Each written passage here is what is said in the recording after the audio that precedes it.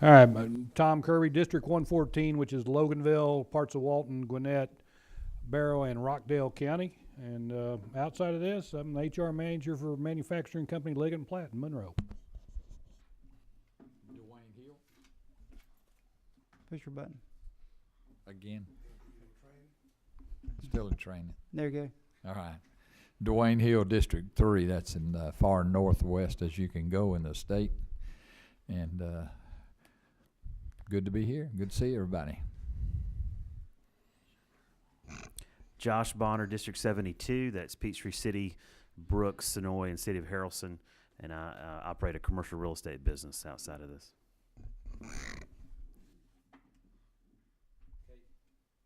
Let's try. There we go. Casey Carpenter, Dalton, District 4. I'm in the restaurant business, catering business, hospitality. We'll come back to you. Okay. Hi, I'm Dewey McLean. I represent House District 100, which is Gwinnett County. That's Lilburn, Lawrenceville, Duluth, and Norcross. And outside of this, I'm the president of Atlanta North Georgia Labor Council, CLC, AFL-CIO. And former Atlanta Falcon.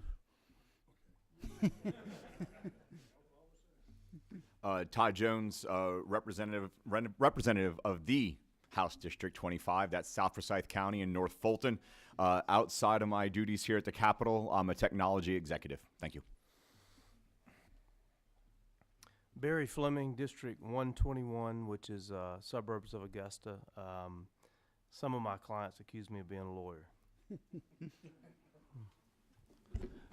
Good afternoon. Pedro Marin, I represent the 96th District in Gwinnett County, represent part of the cities of Norcross and Duluth. I'm also a business consultant. All right, thank you. And just to let you, most of you probably know this to my left is Craig Foster. He is the committee aide and runs the show. He has his intern, Sydney, and then the attorney for the industry and labor is Sean Murray. And appreciate all that. So we're going to dive right in. We're not hearing any legislation today, but since we haven't done this in a couple of years, we're going to run through some of the key players for this, and we're going to start out with Commissioner Mark Butler, who has with him Christina Smith. And so, Commissioner, y'all come on up and share with us. I think Christina's going to stay back there. Okay. All right. But she does have some handouts. And one of the things you'll see on the handouts, it says 2017 on it. Those are actually some booklets we handed out to businesses last year. And wanted y'all to have a copy, and it's good that y'all have a copy because I didn't want to throw them away, so that way we don't totally waste them. But they were left over from last year. Thank you, Mr. Chairman, for having us here, and congratulations on your appointment here. And see a lot of familiar faces. And briefly, we're just going to kind of go over kind of what some things the Department of Labor has been going on, has been doing for this last year, and also some accomplishments of the state of Georgia. As many of y'all heard through the governor's State of the State speech, the state set records this last year, not just in jobs, but we also set new records in total number of people in our workforce and also the total number of people who are actually employed. Now, personally, I find the total number of people employed the most important number. You know, creating jobs is fantastic and it's great, but if you're not creating the kind of jobs, you don't have the workforce to go in those jobs, you really haven't accomplished much. Well, the good news is here in Georgia, we have been able to do all those things. As we've seen our workforce, our jobs, and our employment actually hit records this year. So it's been an extremely good year for Georgia this year when it comes to helping Georgians go to work, but even more importantly, we are also pulling people into Georgia and graduating people who are ready to go into the workforce. As a matter of fact, our workforce participation rate is actually higher than the national average, and so that's a good news. That means we have more people in our workforce who are, or people in our population who are actually working.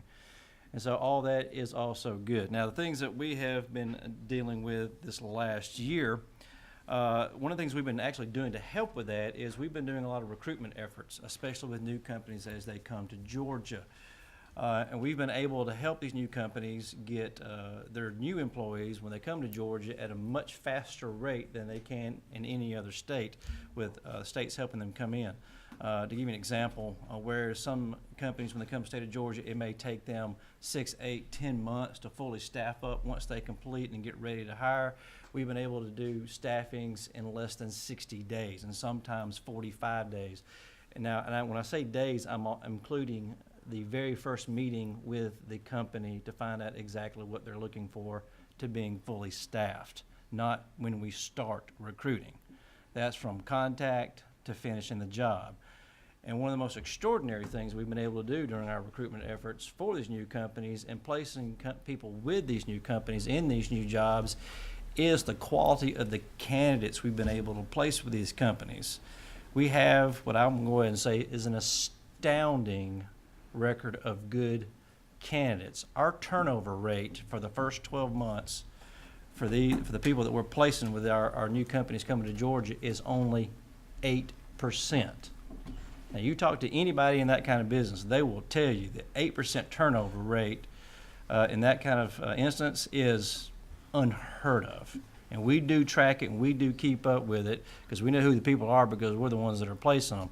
And so that gives Georgia a fantastic story to tell other companies that are looking to come to the state of Georgia. Because not only are we, have all the other things that they want to come here, but with the assistance that we give them and helping them find the talent, which helps get them staffed up as quickly as possible, which makes them more profitable faster and gets them to work faster, that's a great story for them to tell that next company who is taking a look at Georgia. Because a lot of times when they go to other states, they're taking months and months and months and months, and maybe even, over a year to fully staff up. And a lot of the companies that are coming here, they're not having to deal with that because we're right there. We're helping them staff up, and we have a dedicated, trained team that has become extremely good at this. So good that other states are trying to figure out how we're doing it. Yeah. And what my answer is when I get a phone call from one of these people that I know that's my counterpart in other states says, I have no idea what you're talking about. And we're going to keep doing that. Now, our trust funds, what you guys, we talk about, and we have been talking about for several years, as y'all do recall, right when I came into office, we had about $1 billion in debt to the federal government. Today, we have right about $1.8 billion in our trust fund, which sounds like a lot of money. But if you take a look at our growing workforce and our growing employment, for us to get to the point to where we feel safe, we need about $3 billion in that trust fund. The old number used to be about 2.5, but we're a bigger state today. We have more people in our workforce. We have more people working. And in order to get the right kind of coverage for the people that we have working in the state of Georgia today, we won't really feel really truly safe with that trust fund until we get to about $3 billion. But we're headed in that direction. Fully expect it will be well over $2 billion come this summer. Our biggest collections are going to be May, June, and then throughout the rest of the year. So hopefully here in maybe a couple of years, we'll be really close to that $3 billion, and then we can really talk about doing some different things, helping out Georgia's businesses. And speaking of helping out Georgia's businesses, one of the things we've done, and this has to do with your handout that you've just got, we for the last 4.5 years, we've been doing business summits around the state. Now, the reason for these business summits, we started getting a lot of questions several years ago. People were having questions about, well, what about this? What about that? I'm afraid I'm going to get in trouble with this. I don't understand how this works. And so we had an idea, and that was to work with local chambers, local businesses, and have these regional business summits where we invite companies to come in. We have guest speakers that show up anywhere from the federal government to us to labor attorneys, any amount of specialties. Usually we use the list that we compile from the businesses. After the summits are over, we do a survey and find out what they want to hear. And we do these around the state. Now, the neat thing is we've actually been able to offer CR credit for human resources professionals at these, which has really helped our attendance also. We average probably anywhere between 80 and 120 people at every one of these business summits. And the good news is they're getting CR credit, but they're also getting a lot of really good information. We're getting a lot of experts right there in front of them so they can learn about different things, especially small businesses, so that way they won't get tripped up and they won't have issues. This last year we did something a little bit different in our summits. Usually I'll get up and I'll talk about the economy, give all the businesses kind of an update what's going on in Georgia. But this year we did something totally different. We actually did a live survey involving all of the people that were at these summits, and it was almost 800 individuals throughout the year that attended. And you'll see the survey results. That's not in the book, it's in the other handout, the one sheet. That's the survey results, where we asked some pointed questions to the businesses. And those right there are the actual answers from businesses in your districts from around the state. And as you'll see, one of the biggest issues that we have out there right now with the business community, with the workforce that they're dealing with, is not necessarily technical skills that they're concerned about, but it is soft skills, those behavioral skills. Things like showing up on time, work ethic. And I mean, of course, I'm not telling you anything you don't already know. I mean, this is something, if any of y'all that have a professional life, if you work in a company and you deal with trying to hire right now, it is very difficult because we do have so many jobs in the state right now. Hiring has become much more competitive, but the soft skills is a big issue. So we just wanted to compile that information so that way we could also bring it to you and you can see what companies are saying about what they're dealing with and what some of their biggest challenges are. And it went over so well, we're going to continue to do these surveys in the next few years. And so if there is some questions that this committee would like to pose to the business community around the state, like I say, we'll have anywhere from probably 700 to 900, depending on the attendance, people will show up. We will add that to the live poll, because usually what we do is we'll ask the question, the answers go up live on a screen, and we also have discussion about it. So it's not just we get data, but we also get live discussion and talk to businesses about, what are the needs and, how can we help get people back to work faster and other things like that. So it's become an extremely effective tool, not only for us, but also them, because we get a lot of feedback and we find out some things that we can pass on to other departments like the technical education system or Department of Revenue. Things that people are concerned about, and we do pass those on, and it's right there, you're talking right there in front of people, and it's as good as information as you're possibly going to get. It's not something you read that somebody thought was going on. This is what is actually going on. When we talk about the soft skills issue, we're continuing to develop our Georgia Best program that I've talked to you guys about before. It's a soft skills program that we have in roughly over half the high schools around the state. We also have it in several correctional facilities, also several other juvenile correctional facilities that we have in the state. And we're continuing to develop that in partnership with the University of North Georgia with their BB&T Center of Ethics.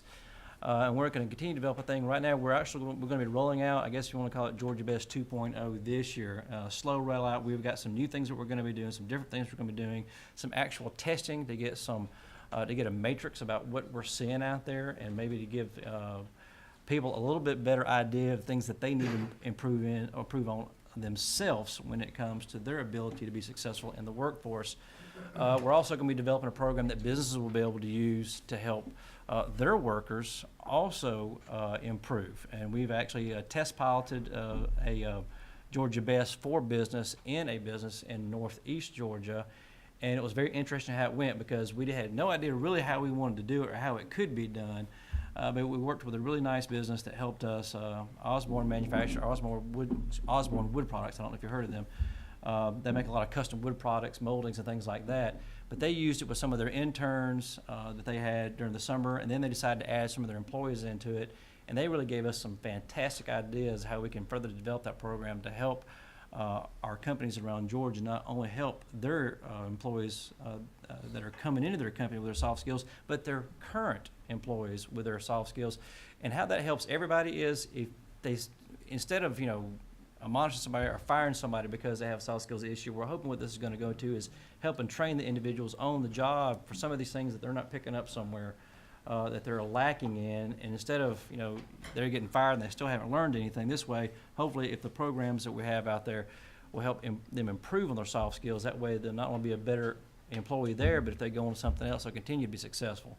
Because when you have these people, that a lot of times what they're doing is they're making the exact same mistake over and over again, and nobody's helping them correct it. And we're hoping with this type of program, we're going to help them correct it, and we're going to be the only state that's going to be doing anything like this. It's very innovative. We've got a great team at the Department of Labor who's been working on this for the last 4.5, 5 years. Matter of fact, I'd be venture to say that we're probably the only Department of Labor in the nation that has worked on a program anything approaching this to help individuals improve their soft skills. Quite frankly, I think soft skills, behavior skills should be a required subject matter in K through 12. You should be just as good at your behavior skills as your 1, 2, 3's ABCs in order to get that diploma, because if you're not, it's going to be very hard for you to get a job, and it's going to be even harder for you to keep a job.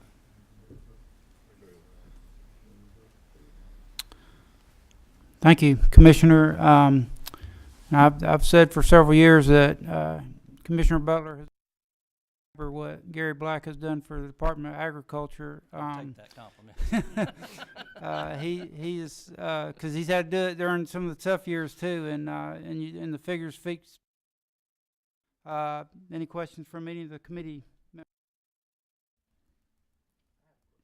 Okay. Commissioner, the chairman just congratulated on what a great job you've done, and I certainly agree with that and echo that. My question for you is, as a legislature, I know occasionally you have needs and things that we need to change. Is there anything we can do to help you continue to do your job well? Well, we have two pieces of legislation that we're going to let you guys take a look at this year. And probably the most important thing we'd like the General Assembly to really take a look at. Now, this is not what y'all do, but a budget has become a big issue for us. We're one of the very few departments, and actually it's not just Georgia, this is nationwide. Almost all my counterparts around the nation are dealing with the same issue. Because of the old-fashioned funding mechanism that the U.S. Department of Labor uses, we are actually punished the better we do. The more people we put to work and the less unemployed we have, the less money we get. And we've lost a tremendous amount of funding over the last 5 years, $30 million to be exact, in federal funding. Now, we used to get some additional funds through our administrative assessment program that we have here in the state of Georgia. It's a federal program in which you can actually add an assessment onto your tax collections for unemployment, and to use that money in order to supplement the monies or be there in the place of your lost federal funds to help you get through the lean times. Because one of the issues you run into, like right now, since I've been there, we've had to reduce our head count by 1,000 people, and that's not an exaggeration. 1,000 1,000. people? Matter of fact, that's probably a little bit low. It was a little over 1,200 people in Department of Labor, and I'm not even talking about the departments or the different sections that were moved to other places. I'm talking about traditional Department of Labor. There's over 1,000 people, over 2,200 people in our department, and today we got a little under 1,200. We've been able to kind of make it work, and we've been able to figure out ways to be more efficient. Everybody now, you don't have one job, you have three. But the problem is, as the funding continues to get lower and lower, and some of the extra funds that we used to get from the feds, they have totally dried up, and we've used up any amount of rollover funds that we can get our hands on. We have some very, very large holes right now that we've got to figure out how to fill. And the only thing left right now is basically real estate and people. We have cut every contract that can be cut. And like I said, you talk about cutting your workforce almost in half. There's not much more you can do there until you just basically start leaning more on technology best you can, but you're also talking about less locations. And so one of the things that we're going to put out there is to allow us to use our real IDs for people when they have to file for unemployment. As long as they're able to send that in, they don't actually physically travel to a career center, which is a huge burden on rural Georgia right now. Because when you have to go in and verify and bring all your stuff into a career center, I mean, sometimes you may have to travel, for an hour one way. Now, if you've lost your job and you're applying for unemployment benefits and then you're paying for gas for that trip, that's not a good thing. And so we would like to be able just to, instead of having to physically come in and do all that, if they have the real ID, the Georgia Real ID, as long as it's that, we'd like to be able just to use that instead and have all that stuff online. It'll be a cost savings for us, and quite frankly, it'll be a bigger cost savings for those that have been laid off and lost their jobs or on unemployment. And so that's something we would really like you to consider. I know that sometimes that subject matter can be somewhat touchy.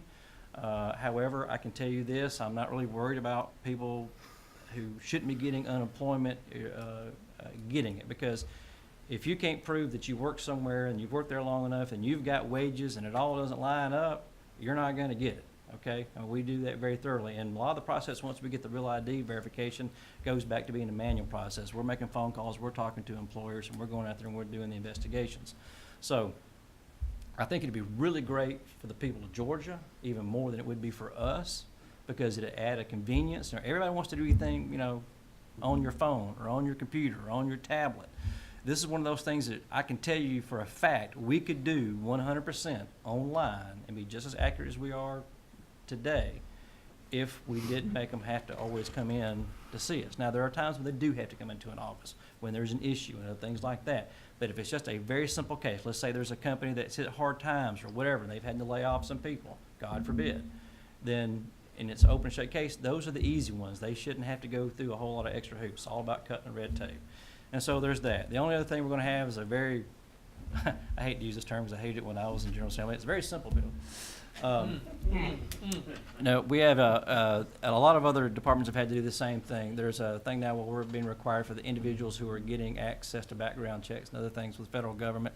They have thrown us some new rules, and they want our code section to line up with what their requirements are, which has to do with going through FBI background checks. And this is for our people to make sure that they have gone through the same background checks, but they want us to put it in our code section. I can't just make a rule and say, from now on, if you're going to work for us and you're going to be doing these things, you have to do this. No, they want us to actually put it in Georgia law. Department of Revenue's doing the same thing, right? Mm-hmm. Yes, Department they of do. Revenue's doing It's the same thing. same thing as what revenue's asking for. It's Mhm. no different. So, I mean, it's the same thing. And I think several other departments, I think Human Services had to do it, and a few others. So, I mean, I don't know why they make you put it in Georgia code. Of course, there's a lot of things I don't understand why they do it federal government, but all I know is they tell you, if you don't do it, then we won't let you get into our systems, and we have to have access to that. All right, and to keep us on time, we're going to do one last short question. Representative McLean. Thank you, Mr. Chairman.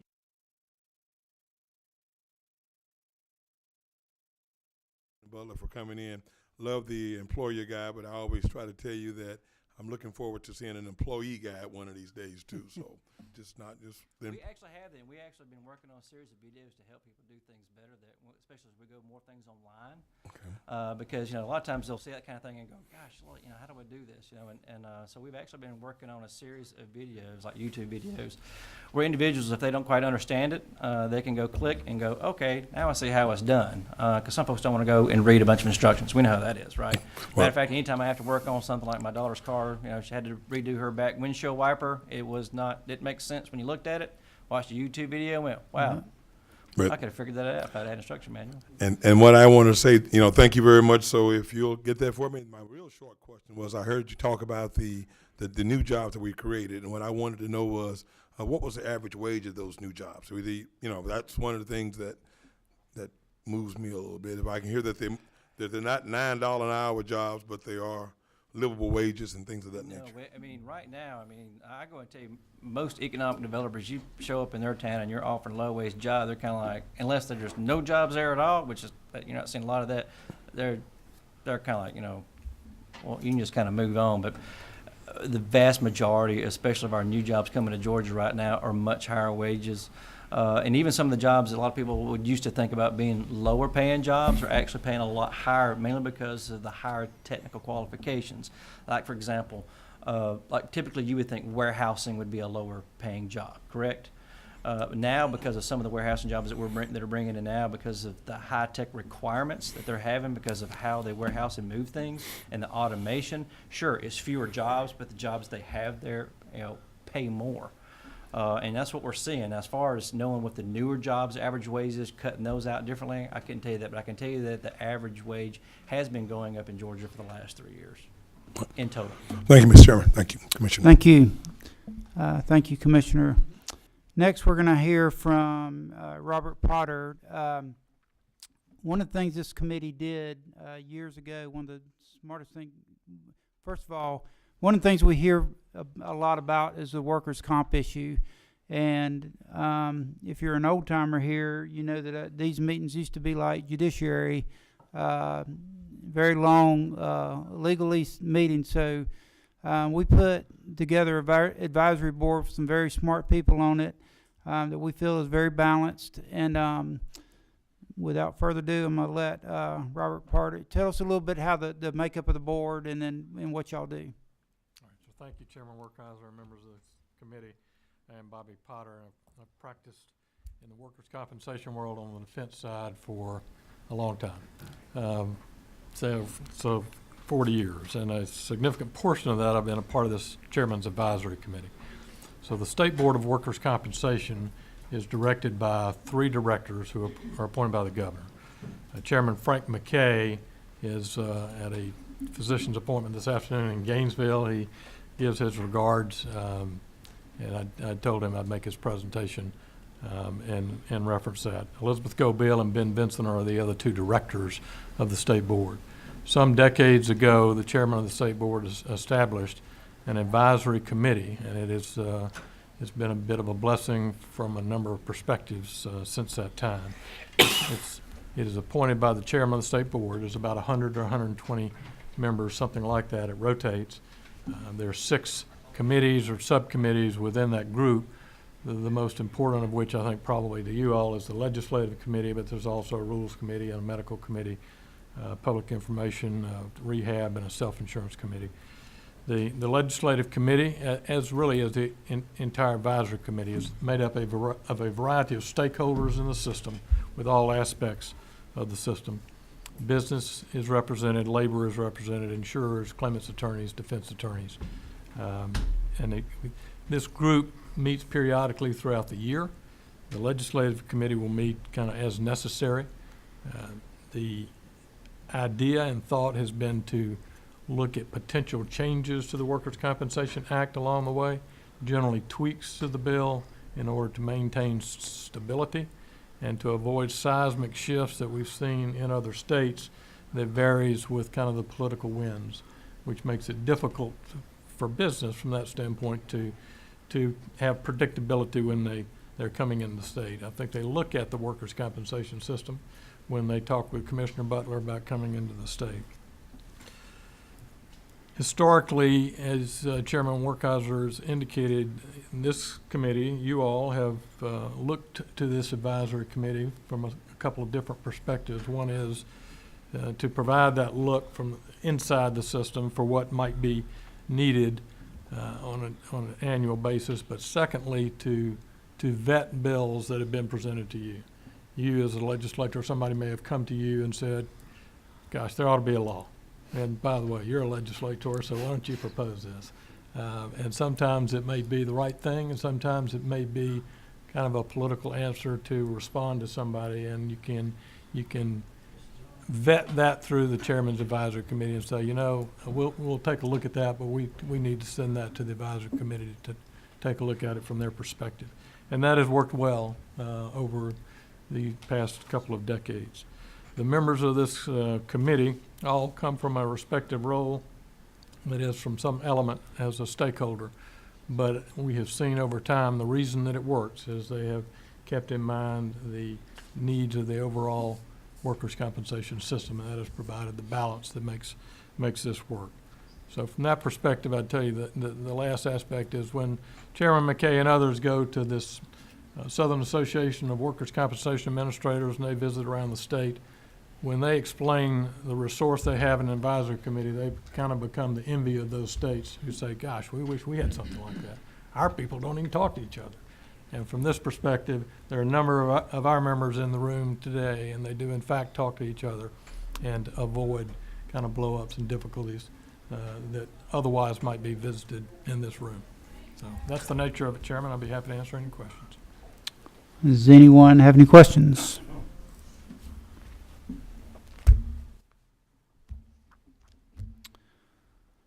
Well, I will say this. I just talked to some folks this week who cover a multitude of states, and you are correct that Georgia is the envy of the workman's comp sector because of the work that y'all do. I can testify to that. Well, thank you. I appreciate your time. Yes, sir. Okay, Brett Hume is going to come talk to us about an issue that this committee has looked at for at least 4 years, and that is the classification of employee issue. So I'll just leave it at that, and if you kind of introduce yourself and then give us. Thank you, Mr. Chairman. Brett Hume, Southeastern Carpenters Regional Council. We got about 2,000, a little over 2,000 working men and women in the state of Georgia. And I appreciate you allowing me to address this issue. Let me apologize for any shortcomings. I've never really addressed this kind of level of committee, so I'm a little anxious and intimidated. But to the chairman's introduction, the misclassification of workers as independent contractors instead of employees violates basic labor rights that accompany the status either way. These violations, no workman's compensation, no unemployment benefits, no paid overtime after 40 hours, et cetera, these are well documented. My remarks, however, and the reason to address you is to bring an additional issue to this concern, and that's tax fraud through this misclassification of workers. I'm going to leave the committee with some exhibits. Some of you have these. Exhibit 1 is a North Carolina study in 2014 where they found $470 million in taxes unpaid just in the construction industry through misclassification. Study also found mom and pop playing by the rules were at a 20% competitive disadvantage in the marketplace. Exhibit 2 happens to be a 2017 collaboration by the Workers' Defense Project, Project for Working Families, and the University of Illinois at Chicago to build a better South. It identified 6 growth engines in the South: Atlanta, Georgia, Miami, Florida, Nashville, Tennessee, Charlotte, North Carolina, Dallas, and Houston, Texas. 1 million construction workers are employed in these 6 cities in 2013. 43% of all the construction workers in those 6 states are in those 6 cities. The study identified workplace injuries, access to employment benefits, economic hardships, widespread violations of labor rights, wage theft, and tax fraud. Exhibit 2, I highlighted just the payroll fraud for you to consider at this topic. Be more than happy to send the full report. The study concluded 1 in 3 construction workers in the South are currently misclassified as independent contractors when by definition they are employees. Exhibit 3 is the DOJ case. It was in the Journal-Constitution. Contractor working at the CDC in 2012. 2 of them have gone to jail for 8 years for tax fraud through misclassification of workers. Exhibit 4, so you see it's not limited to the construction industry. Department of Labor fined an Alpharetta furniture installer $194,000 in unpaid back wages because of misclassifying workers. Exhibit 6, strangely enough, is directly from the Georgia Department of Labor. It's the audits that they performed, years 2015, 2016.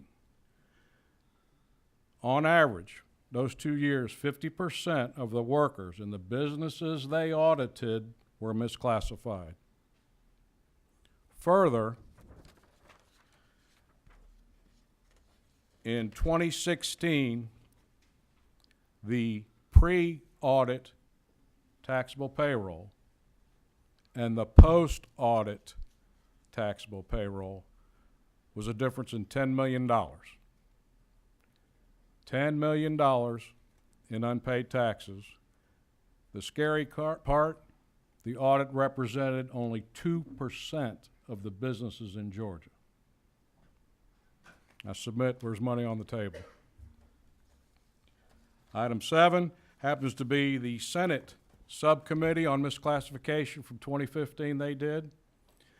They came up with the same conclusions, ironically, as the Sky King case, which is exhibit number 7. Sky King was employee sued Commissioner of Labor Thurman at the time, and the Court of Appeals identified 5 factors that clarified this issue of employee versus independent contractor status.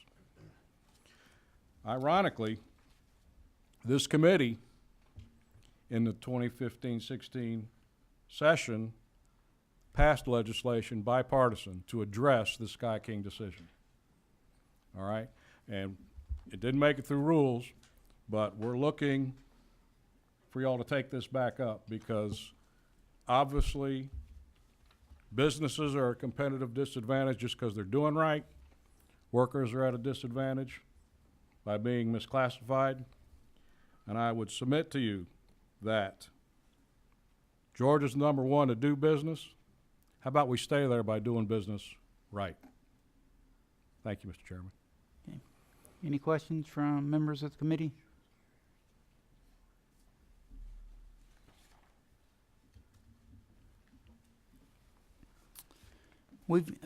Okay, thank you very much. Oh, well, hold on. McLean, okay. Thank you. You're a little slow. Thank you, Mr. Chairman.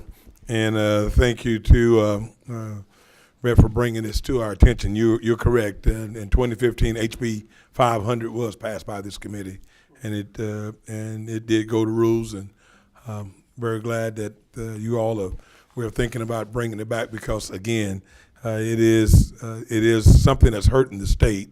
It is something that's defrauding the state of money, because there are corporations and employers that are doing the right thing, and then there's some that know they're doing the wrong thing. So hopefully, I'm like you, the state we're number one, so let's be number one and doing the right thing. So again, it's not a question, it was just a comment. So just thank you. Thank you, Representative. All right, any last calls? Okay, thank you. Thank you. We're going to bring up Roy Bowen, and I'm going to call him the dean of the Industry and Labor Committee, because I think he's been here many years. I think, in fact, I don't think there's a single member of this committee that was here when he started. So, and I purposely put him last on the agenda so that he could address a variety of subjects and just specifically some areas that we may have not talked about. But tell us who you're with, and then go ahead and present. Right, well, thank you, Chairman Werkheiser, for the opportunity to appear before the House Industry and Labor Committee. This is my 34th session in representing what is now the Georgia Association of Manufacturers.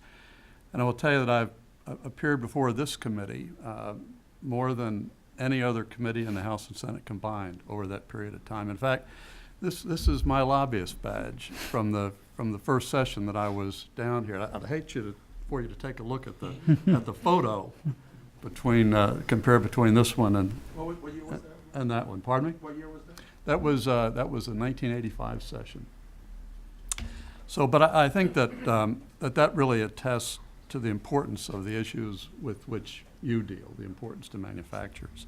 And I want to thank the members of the committee for their willingness to serve on this committee that's so important to manufacturers and their employees and to the success of Georgia's economic development efforts.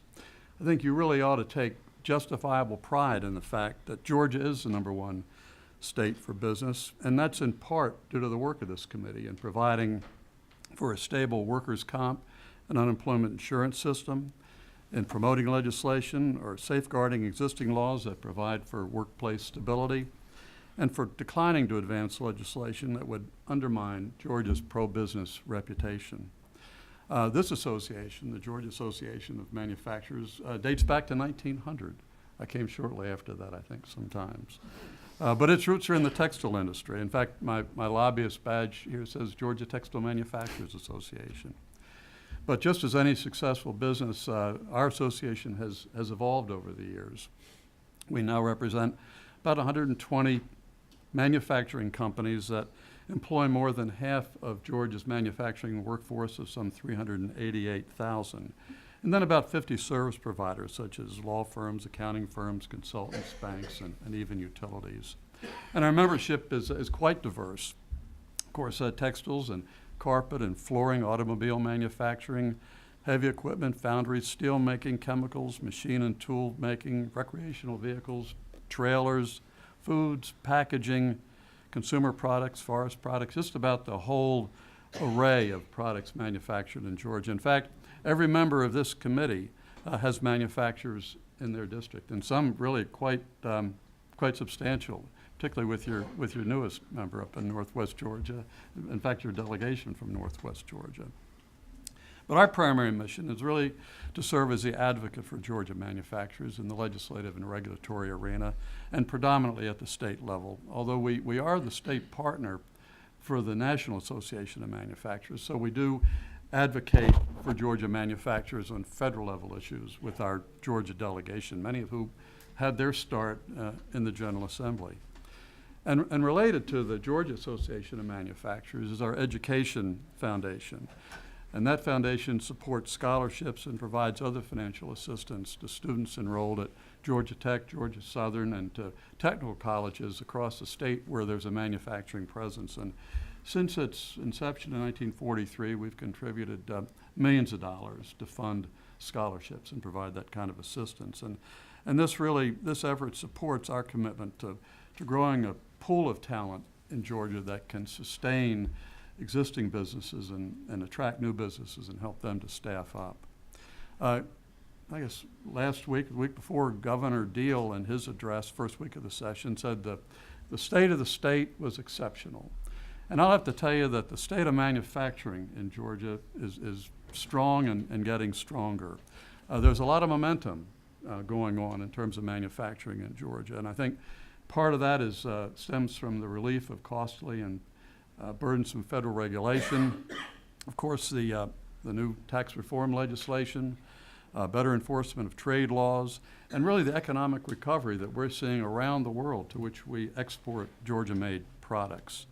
The most recent economic data shows that Georgia manufacturers contribute about $55 billion to the state's economy and account for about 11% of its gross domestic product, and provides wealth to hundreds of communities across the state. Our employment has increased by a little more than 50,000 just since the last 7 years, since the start of the Great Recession, bringing, as I said, direct employment to about 388,000. And I will tell you that 50,000, that's a larger percentage increase in manufacturing than any other state in the country. Representative McLean asked about compensation. I will tell you that on average, these manufacturing jobs are about $67,000 versus about $47,000 for non-manufacturing jobs. And when you take into account the multiplier effect that are attached to manufacturing jobs, we can say that about 1.2 million Georgians have jobs that are somehow directly related to manufacturing.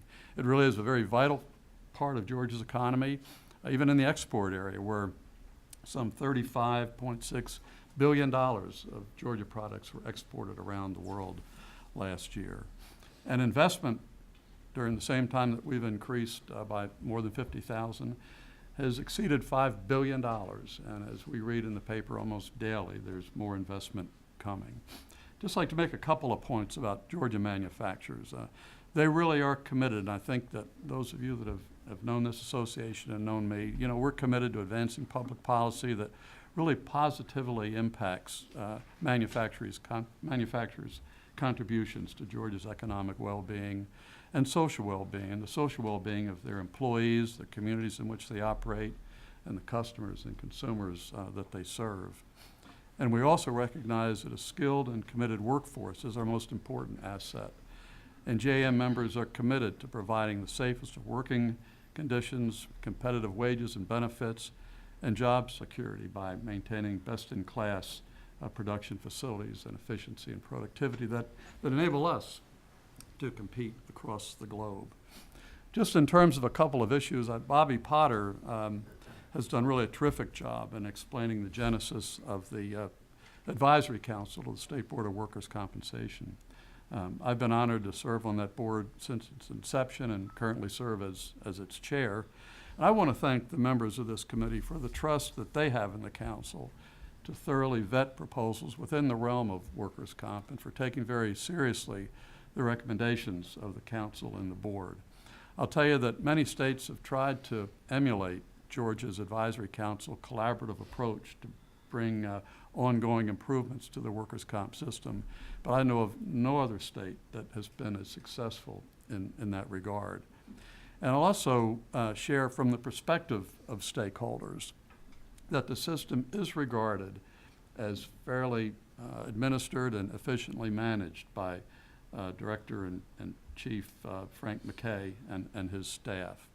There will be a piece of legislation introduced later this session, sponsored, I believe, by Representative Bonner, that addresses an issue of concern to businesses and insurers that fund the state board through assessments. It's the businesses and insurers that actually fund the operation of the state board. But we'll get into the details of that legislation, I'm sure, at a later meeting, and we'll be asking for your support. Turning to unemployment insurance, before a couple of members left, there were a few members on the committee here today who were also on the committee during the 2012 session when legislation was passed that provided a means by which Georgia could repay the nearly $1 billion that Commissioner Butler talked about, $1 billion that we had to borrow from the federal government to pay unemployment insurance claims.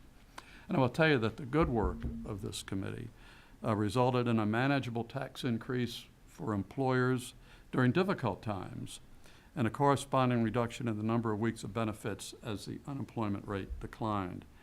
And this approach enabled Georgia employers to fully repay that federal debt and to begin to restore the Unemployment Insurance Trust Fund to a level of solvency. And as Commissioner Butler said, we're now at about $1.8 billion, and that sounds like a lot of money. It is a lot of money, but it's not quite where we need to be. If the economy continues to perform and unemployment continues to decline, the trust fund, perhaps sometime early next year, will reach the point where we can take a look at making just incremental increases in the weekly benefit and incremental decreases in the 50% solvency surcharge. That's a surcharge on the taxes that all Georgia employers pay. I will tell you that, once burned having to deal with massive debt, I can assure you that Georgia employers are going to want to be very cautious as to when the next downturn in the economy comes, and it will come. So that will not have jeopardized the solvency of the trust fund and be faced with tax increases at a time when they can at least be afforded. And I will tell you that that this association and business in general has an excellent working relationship with the Department of Labor and with Commissioner Butler, who has always been very responsive to the needs and concerns of Georgia manufacturers. Just a couple of miscellaneous things. I'm sure that members of this committee are peppered with requests to advance legislation that's believed by its advocates to be in the best interest of Georgia's working men and women, and our businesses. And while every one of these proposals is believed to be well-intended, this committee has, over the years, done an extremely credible job of evaluating these proposals and deferring action on those that, if enacted, would undermine what we have all worked so hard to achieve. And that's a business environment that attracts investment, that sustains existing jobs and creates new jobs. And granted, some of these calls are not easy to make. But I can't think of one instance over the time that I've been doing this where we've had to go at the end of the session to the governor and ask that he veto a measure that's passed out of this committee. I think that says an awful lot for this committee. I want to just conclude by touching on workforce development. It's something that Commissioner Butler talked about. I think that this committee may be assigned some legislation that in some way involves one of the greatest challenges faced by manufacturers and really nearly all businesses throughout Georgia, and that is the need to grow the pool of talent that we have to continue to grow. You know, there was a recent report by Deloitte and the Manufacturing Institute that revealed that 80% of manufacturers report a moderate to serious shortage of skilled or semi-skilled workers to fill production positions. And over the next decade, there's going to be an opportunity for 3.5 million manufacturing jobs to be filled, and their current belief there could be a 2 million employee shortfall. And we've got to step up and address that, the skills gap. Manufacturers are working with educational institutions to try to close this gap, but state government also plays a role in mitigating the talent shortage by emphasizing industry-specific curricula and promoting opportunities for work-based learning. And I think it's this area of work-based learning that may be able to fall within the realm of this committee. So, again, I just wanted to thank the chairman, thank each of you. Look forward to continuing to serve as a resource in which each of you has a high degree of confidence. And again, thank you for your willingness to serve on this most important committee. Thank you. Any questions from the committee?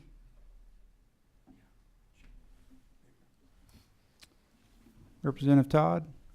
Thank you, Chairman. Mr. Bowen, I want to ask you to put your strategic hat on just for a moment, if that's okay. When you start looking at the next 10 to 20 years, you start thinking about the fourth industrial revolution. In my mind, that's augmented or artificial intelligence, that's autonomous vehicles and electric vehicles, and it's 3D printing and distributed manufacturing. We as a state, in my opinion, we missed the boat on AV and EV. We had an opportunity to take leadership and we didn't.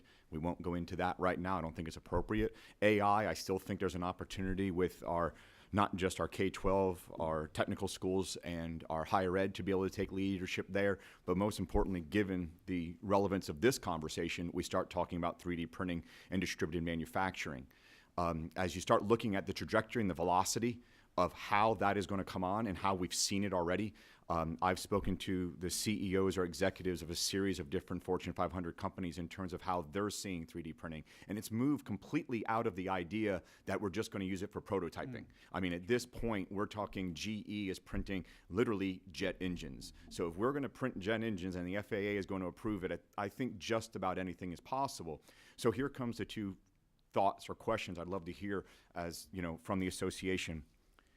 I think we're uniquely positioned to be able to take leadership within our country, if not the world, on 3D printing and distributed manufacturing. So what's the association's position on that in terms of its members? And how is it that we're going to take that leadership position? And then secondly, to workforce development. When anyone hears about AV, the first thing they think about is taxi cab drivers, Uber drivers, truck drivers, et cetera. How are we going to reskill them? Okay, so the question becomes is, let's talk back now on the manufacturing worker today in terms of what's going to happen with 3D, what's going to happen with distributed manufacturing, what are we going to do to reskill them, what are we going to do to be able to give them the opportunities so that they can be able to move into that fourth industrial revolution, hold on to their job, and take care of their family. Okay, well, as to the first question, Yeah. that was two pretty long questions. It was two completely different ones. It was not a short one. It was not a short one. No, but at the same time, I'm not looking, I apologize, I'm a tad bit passionate about this. I would just, generally speaking, I'd love to just hear your guys' thoughts specifically around that strategy. And if you have one, great. If not, love to chat with you about it. And then the second one around the reskilling of our workers. Well, in terms of 3D printing and advanced manufacturing, we fully embrace it. And one of the things that I enjoy most about my job is getting into manufacturing plants and seeing the extent to which, again, these aren't prototypes. This is the actual production, and we're seeing it's just increasing on a daily basis. You know, there are probably some things that can be done to further encourage that in Georgia. One of the things that we don't do as strongly in Georgia is done in other states to provide the kind of tax support or tax incentives to make those kind of investments. So that, I think that's an area that we've talked in front of the Ways and Means Committee about. But there's no question that is the wave of the future. In terms of the workforce, it's going to continually evolve. We've got to reach back, and manufacturers have got to, they are part of this. They're reaching back into the elementary schools and beginning to get these young kids geared towards careers in manufacturing, advanced manufacturing. And I think we need to do a better job of helping young folks to find a pathway or find a pathway. These folks don't necessarily need a 4-year college education. But I'll tell you, if we can do a better job, we've got some great examples now of apprenticeship programs, internship programs, and so forth. We're beginning in 10th grade. Students are working in an advanced manufacturing operation and going part-time to school, and then continuing on at a technical college. They come out with great skills, no debt. And I think that you know, if we can continue to do this, I mean, we can't wait 16 years. We've got to be on this right now. These kids that are now in 1st and 2nd grade, we've got to start on them now. Or we're going to be in serious shortage of trained workers. Okay, thank you, Mr. Bowen, and we're about finished here, but I did ask Senator Blake Tillery to come. One of the things that this committee's gonna get a lot, especially your members, and Mr. Bowen alluded to it, is that you'll get inundated with ideas that seem incredibly right and to the other side. In fact, it reminds me of in Proverbs where it says the first to plead his case seems right until the next comes and examines him. So the reason I asked Blake, he's very well versed on both sides of the claimants and defendants. So just kind of expectation and just a real brief 30,000 foot view. Yeah, well, thank you, Mr. Chairman, and I'll be even more brief than that.